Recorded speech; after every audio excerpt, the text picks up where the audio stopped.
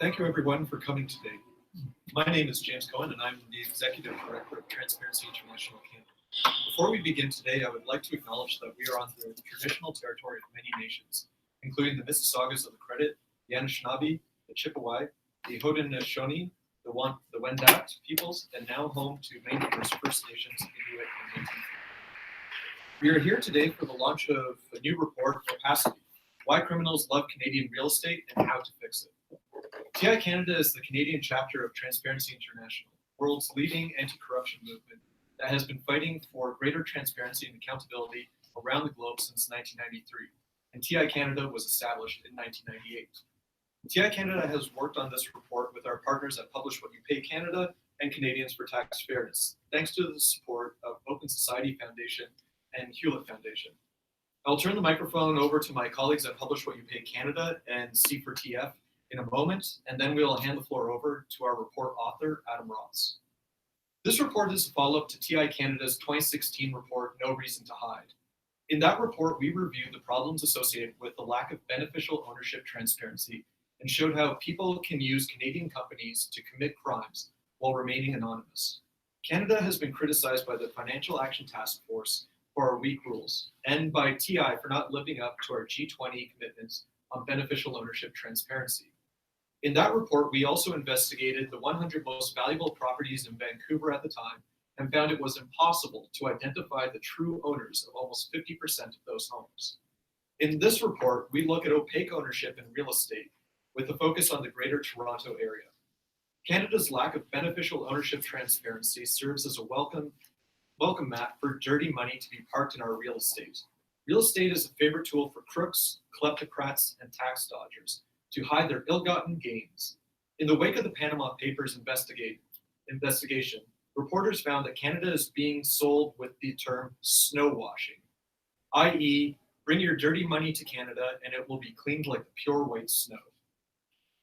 The Ontario government has the opportunity to help end snow washing by working with the federal, provincial, and territorial governments to establish a public centralized registry of beneficial owners. The Government of Ontario can also require beneficial ownership transparency in land titles without relying on the cooperation of the federal governments or other provinces. These two measures will go a long way to cleaning up Toronto real estate and ensuring that it is used as housing and not as a tool for laundering dirty money. Ontario is open for business. Let's make sure it's open for clean business. I'll turn over to my colleagues from Publish What You Pay Canada and Canadians for Tax Fairness to introduce themselves and their organizations, and then turn it over to our report author, Adam Ross. We're happy to take any questions at the end of our briefing. Thanks, James.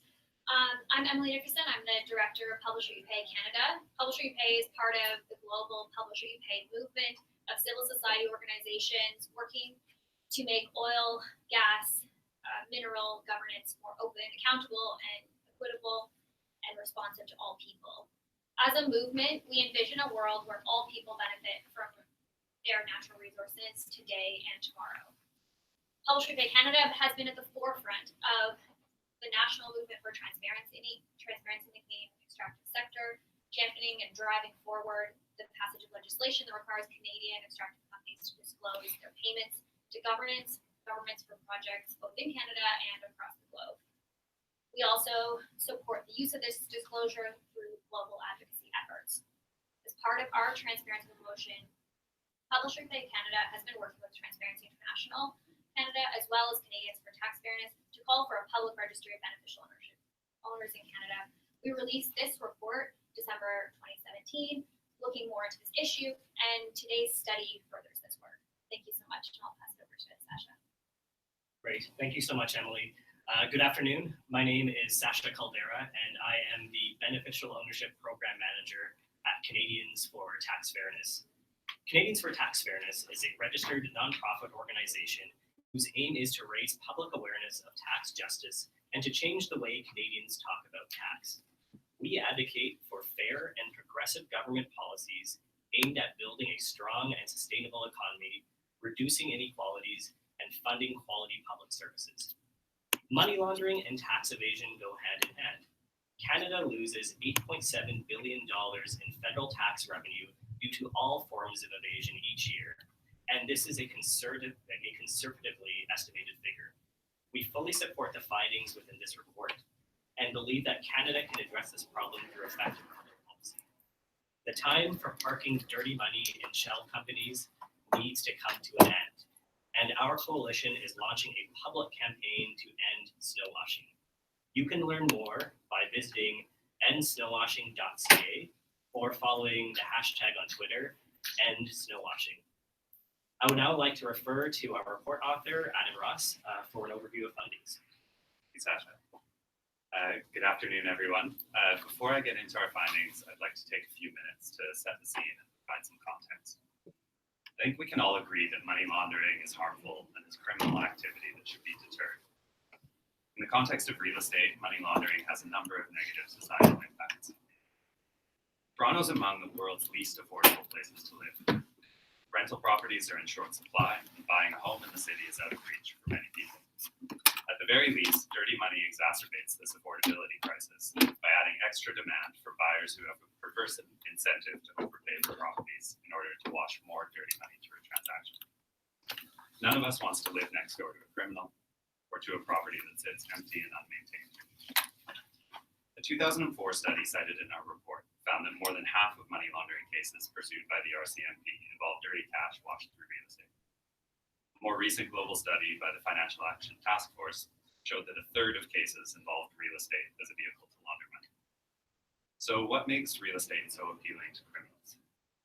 Next slide for this. For starters, there are the attributes that make property an attractive investment for all of us. It's generally a stable, tangible asset and that appreciates in value. But there are three conditions of the real estate market in Canada that hold unique appeal for those looking to wash dirty cash. Tax enforcement and money laundering laws, low levels of compliance with anti-money laundering obligations in the real estate sector, and the ability to buy and hold real estate with total anonymity. Recent headlines out of British Columbia drew attention to our enforcement problems when charges were stayed in Canada's biggest ever money laundering case. Less than a third of money laundering charges laid in Canada end with a successful prosecution. And that's only the cases that lead to charges. The bar set for money laundering convictions in Canada is exceptionally high. Laundering needs to be tied to a specific predicate crime, and intent needs to be proven. Money laundering cases are complex and difficult to build, and charges are often dropped or waived in plea deals, so there's little incentive for the police to pursue cases. Canada's AML statute applies to several types of businesses and professions in the real estate sector, in addition to financial institutions. Real estate agents, brokers, and developers are required by law to conduct know your customer checks and report suspicious activity. They rarely do. Fewer than 200 suspicious transaction reports were filed by real estate businesses between 2013 and 2017, out of an estimated 2.5 million real estate transactions. Those businesses and professions have no obligation to do due diligence when transacting with a company or a trust. Other important players in the real estate sector are not covered by anti-money laundering laws at all. That includes lawyers, unregulated lenders, redevelopers, and mortgage brokers. But the biggest reason that those with dirty cash flock to real estate is the ease with which they can remain at arm's length from a transaction and the properties they buy. They do that through the use of companies, trusts, and nominees. Now, our investigation into GTA real estate focused on ownership through companies, since there's no way to identify properties held through trusts or straw buyers. We worked with TerraNet, which is the company that administers property records in Ontario, and analyzed 1.4 million titles and 1.3 million mortgages in an effort to quantify how much residential real estate is owned through companies, and to get a sense of where the money for those purchases has come from. Our data covers the last 10 years, and it only captures residential properties purchased for up to $10 million. Now, to be clear, the figures I'm about to show you do not quantify the amount of dirty money in GTA housing. Rather, they put a dollar figure to the types of transactions that are most vulnerable to money laundering. Acquisitions through corporate entities, particularly those made without external financing, and purchases financed by unregulated lenders. In other words, this is a risk assessment. It's not a money laundering investigation. You'll see on this slide, in the past 10 years, $28.4 billion in GTA housing has been purchased through companies, the vast majority of which are privately owned entities with no information on their ultimate owners. That's 4% of the overall market, but it jumps up considerably in the luxury segment. More than half of properties between 7 million and 10 million are owned through companies. Of these transactions, 9.8 billion were cash purchases, which is to say that no external financing was used. Cash buys by companies are on the rise, and last year accounted for half of purchases by corporate entities. The combination of corporate ownership and unfinanced purchases is particularly high risk, and is precisely the type of activity that the US government has tried to curb in cities like New York and Miami due to its abuse for money laundering. Unregulated lenders have channeled $25 billion into GTA housing in the past 10 years. 10 billion of that lending is to companies. Unregulated lenders do not have statutory anti-money laundering obligations, so there's no need to ask about source of funds for a deposit or to identify who owns the companies they lend to. Half of all borrowing by companies that own GTA homes is from these unregulated lenders. So what can be done to improve oversight and to make real estate more transparent? A more fulsome list of recommendations is outlined on our report, but this slide captures a few key initiatives that the Ontario and federal governments could take. The Ontario government could require the beneficial owners of all properties to be identified. This could take the form of a registry like the BC government is in the process of implementing. It should include all properties, not just those owned through companies. The Ontario government could also make Ontario companies more transparent by collecting and disclosing information on shareholders and beneficial owners. The federal government should establish a pan-Canadian registry of beneficial owners of companies, which requires buy-in from all of the provinces and territories. This is something that the Ontario government can advocate for and where it can lead by making Ontario companies transparent. The federal government should also amend Canada's anti-money laundering statute to include unregulated lenders, mortgage brokers, and other real estate players that aren't currently covered by the PCML-TFA.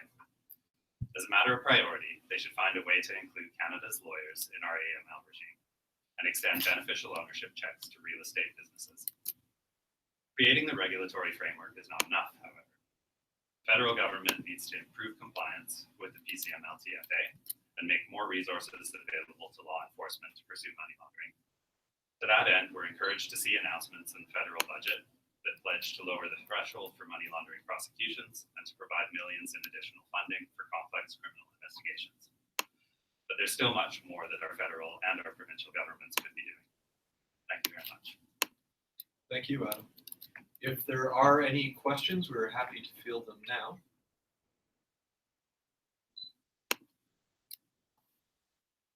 Or if there are no questions, then we thank everybody for their time this afternoon. If anybody would like to discuss further, we can meet out in the lobby. And do remember to follow more of this information on endsnowwashing.ca and follow the trend on #endsnowwashing. Thank you very much for your time.